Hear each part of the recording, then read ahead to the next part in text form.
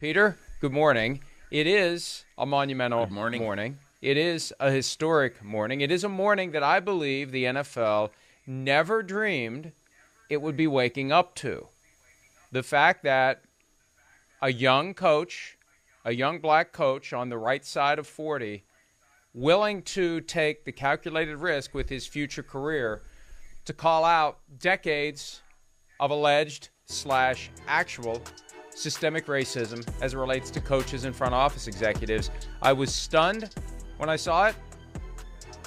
15 hours later, I'm still stunned by it. And we're going to spend a lot of time over the next couple of hours breaking it down and helping people understand what it means and where it goes from here.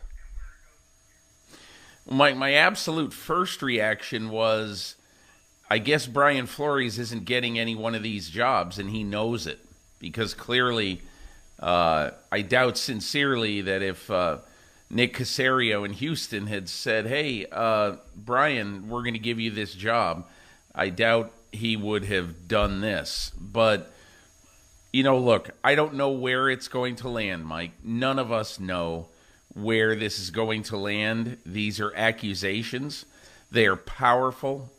They are strong, and they are damning accusations that, if proven correct, will have to result, if at least the Miami Dolphins part of it is proven correct, that the owner of the team, Stephen Ross, acted the way he did, the NFL is going to have to strip him of his franchise. And we're going to spend a lot of time focused on. Go ahead. I thought you were done. Yeah, but my only other point in this is, Mike, no matter what the truth is right now, I think it took a tremendous amount of courage for Brian Flores to do this, because he knows that he is either committing career suicide or he's damaging his career to the point that he knew when this was filed that there was a good chance he was never going to coach in the NFL again. And that's the big picture takeaway that I have. The Rooney Rule was adopted nearly 20 years ago by the NFL under clear pressure from Cyrus Mary and the late Johnny Cochran when considering the abysmal minority hiring practices of the NFL from its founding 80 years earlier through 2002. This was a no-brainer, and the NFL acted in response to the threat of litigation. Credible threat of litigation. That's what got the NFL to do it. We don't know if there was a coach who was ready at the time to trade the balance of his career for the opportunity to be the person who stands up to a league that the history is undeniable. The facts are undeniable. The raw data, the statistics are undeniable. The low number of black and minority coaches over the years, decade upon decade upon decade, that's undeniable. It's been hiding in plain sight, and it hasn't gotten much better in the 20 years since the Rooney Rule. So, Peter, up until yesterday, my position was the NFL will not do anything to fix this core problem without a return of a credible threat of litigation or actual litigation. And the actual litigation is something that I never thought would happen, because it was going to take an act that, is it selfless? Is it reckless? It may be both. But I don't think they thought, and I know I didn't think, that someone was going to be willing to do this. But Brian Flores is willing to do it. Now they will mobilize their litigation war machine against Brian Flores. I fear that they'll do that instead of taking a step back, objectively assessing the flaws that are baked into the hiring practices of 32 teams and the league office, and fix them. They are going to adopt an aggressive posture, as they always do. You sue a big company, they're going to fight you. They're not going to say, maybe you got a point there. Maybe you're onto something. They're going to fight, and that's what this is going to be. Early and repeatedly, it's going to be an assault against Brian Flores. He's going to get the Colin Kaepernick treatment from the NFL. It's coming.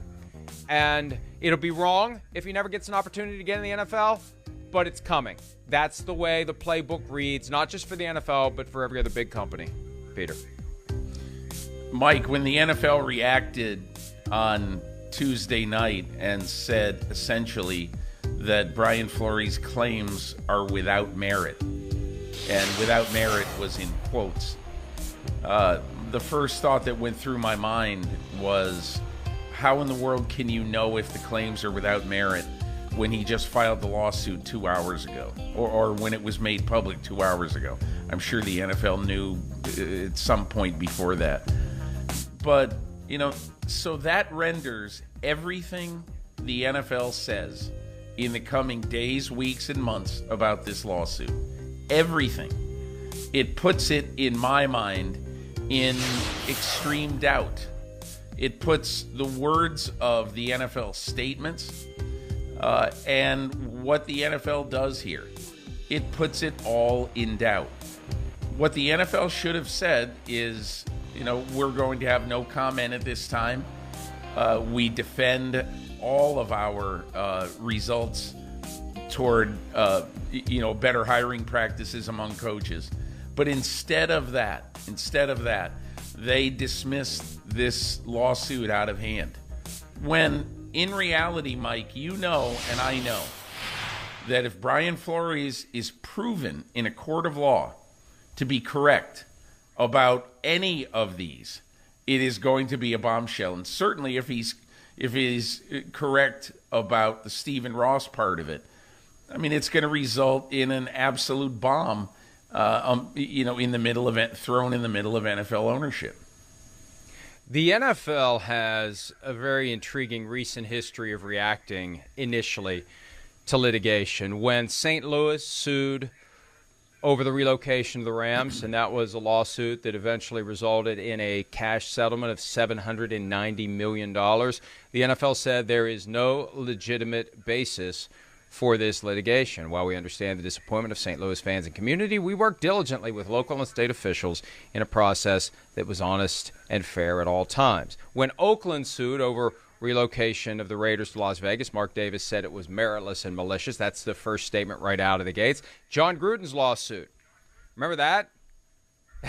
That feels like it was a long time ago. After the Brian Flores lawsuit, the NFL said the allegations are entirely meritless, and the NFL will vigorously defend. The only time they've had a no comment in response to recent litigation was last week with this San Diego taxpayer lawsuit that, as far as I can tell, every claim made is well beyond the applicable statute of limitations. This one truly is without merit, just by virtue of the fact that they waited too long. And in response to that, they said no comment. So maybe when it's truly without merit, they say no comment. And when they're afraid, they say it's without merit. And I'm being facetious, but you saw we had the statement on the screen.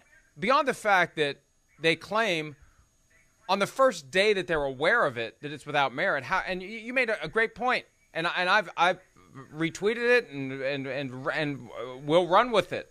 The idea that you can come to the conclusion that a lawsuit is without merit before you've even done the most cursory internal investigation into the accuracy or lack thereof of the claims that are being made.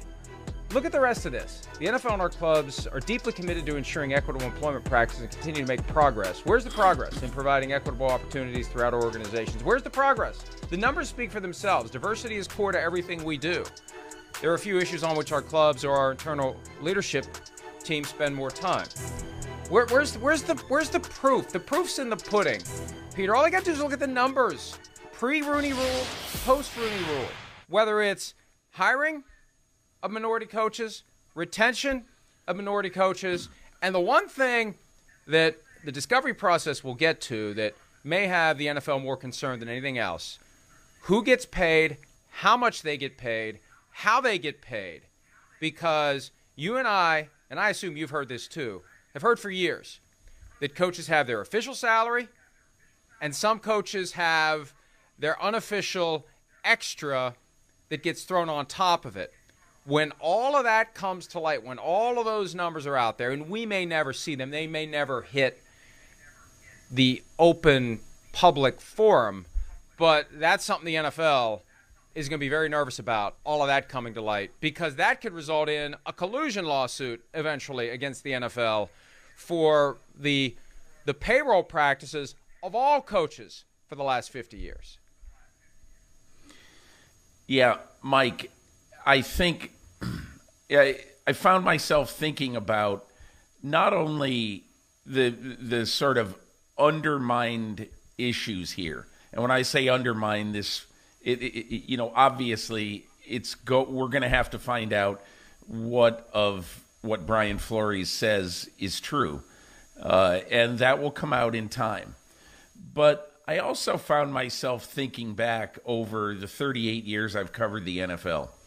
And I found myself wondering, when has there ever been a charge by someone who is or has been employed within the league against the league and its coaches, its owners and the league itself and policies that the league has adopted? And I have to tell you, I don't think there ever has been a case like this. The only thing that comes to mind that's even close is Al Davis versus the league. And that obviously was several times very explosive, with Davis fighting the league rigorously for much of his ownership of the Raiders. The reason why this is different, this is not just Al Davis basically going up against the hierarchy of the NFL and Commissioner Pete Rozelle.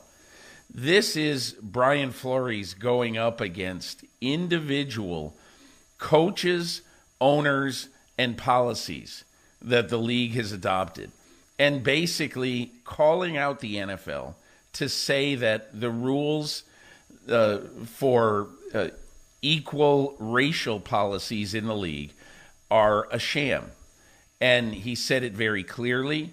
He accused the NFL and the owners of acting in a totally irresponsible way when it comes to trying to level the playing field for black coaches.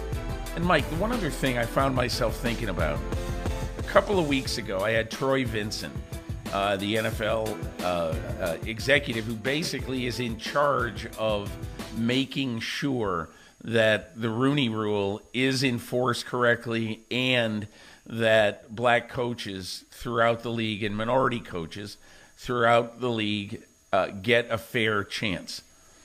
And, Troy Vincent got very emotional in this phone conversation with me. And he's invested so much time and energy in this. And you could hear it in Troy Vincent's voice. I am not an owner. All I can do is present qualified quality candidates to owners and hope that they make a decision that is going to begin to level the playing field, that as of now has one black head coach among 27, with 70 to 75% of the players black. And so, Mike, this is you can't understate how much of a bombshell this is. And so to me, I just think this is a seminal day in league history.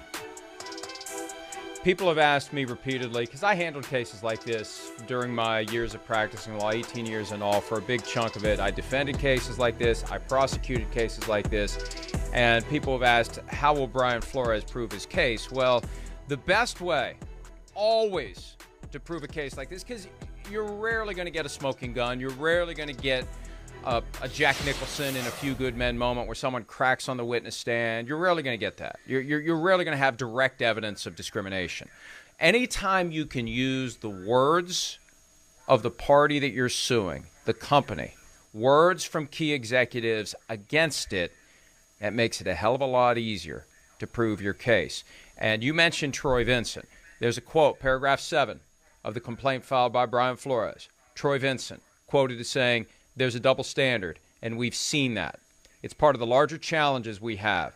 When you look over time, it's over-indexing for men of color. These men have been fired after a winning season. How do you explain that? There is a double standard." This is Troy Vincent, Executive VP of Football Operations, who has been in that job for at least 7 years, maybe 10 years now. Time flies when we're having fun or otherwise. I don't think that is something we should shy away from. Vincent said that is all part of some of the things we need to fix in the system. We want to hold everyone to why does one, let's say, get the benefit of the doubt to be able to build or take bumps and bruises in the process of getting a franchise turned around when others are not afforded that latitude. And Peter, it reminded me of some quotes from Troy Vincent to you from 2 years ago, which I think are even more damning, which undoubtedly will be used by Brian Flores lawyers in this litigation. He told you in 2020, the facts are we have a broken system. Do I take it personal? Yes, I do. It's my responsibility as an athlete, as a man of color, as someone who bleeds the National Football League, bleeds football. It's part of our responsibility to continue what we believe is right for our game. Sitting in these meetings, listening, hearing people give different excuses like, this is not the right platform, or Troy, Commissioner, I hear what you're trying to do. Not sure this is the right vehicle, but we understand. Those are the same words that they told people in my community in the 50s, the 40s about integration of school system, housing, but not giving us any solutions. That's powerful. And that's something that will be used as a cudgel, rightfully so, against the NFL at every step of this process, because it's the closest thing you're ever going to come to proving that there's bias. So you take that on one hand, and on the other hand, you take the hiring practices. And what I would tell a jury, because we're always looking when it's time to go speak to the jury and explain to the jury in real terms what's going on, I would say to the jury, you take a coin and you flip it 500 times. And if it comes up heads 490 times, there's something wrong with your coin. And the evidence backs that up. Yeah. They're going to have a hell of a time with Mike, this. They're going to get caught up in Brian Flores, and they're going to lose sight of the bigger picture. The bigger picture has been hiding in plain sight for years. That's the biggest thing that Brian Flores has going for him. Mike, at the core of this, and, so many thoughts ran through my mind when I was reading this last night. But at the core of this also is that I believe that you have Troy Vincent on the one hand, who has been a very loyal league employee. And you have coaches calling him, frustrated black coaches calling him and texting him and almost, I don't want to say begging him to do something, but in essence, please do something about this. And many of them, I know there's one current highly thought of assistant coach in the NFL who told me this, that I've given up.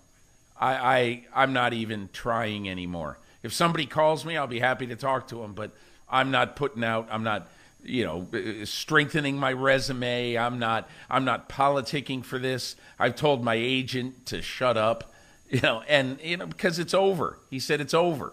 And look, I think right now one of the really, really interesting things is going forward with this is there are 5 jobs left in the NFL. And if we are to, consider exactly where everything is right now, it looks at least like Jim Harbaugh is the favorite in Minnesota. And if that's the case, then if he gets that job, then there will be 4 left. I think when you say the proof is in the pudding, we're watching it right before our very eyes. And it doesn't matter how many African-American coaches, minority coaches are interviewed. If none of them ever get the job, then Brian Flores' case, in my opinion, is strengthened. Hi, I'm Mike Tirico, and thanks for watching. Make sure to hit subscribe for the latest news and highlights from NBC Sports.